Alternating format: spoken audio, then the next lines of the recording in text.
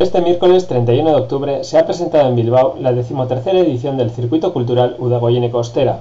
A la presentación han asistido la directora general de Euskera de la Diputación Foral de Vizcaya, Miren Dobaran, la directora de la Federación de Asociaciones de Euskera Topagunea, Jasone Mendizábal, el miembro de Topagunea Aritz Escandón y el director de BBK Fundazioa, Gorka Martínez.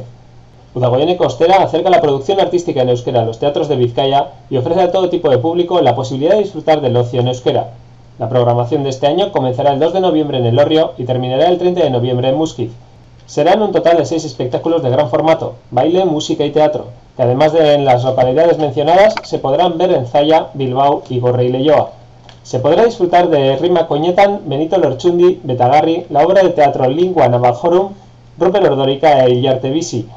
Tal y como ha destacado Miren Dobaran, la Diputación realiza una gran apuesta por este proyecto, ya que el espacio más importante que tiene el euskera a ganar en este momento es el del ocio.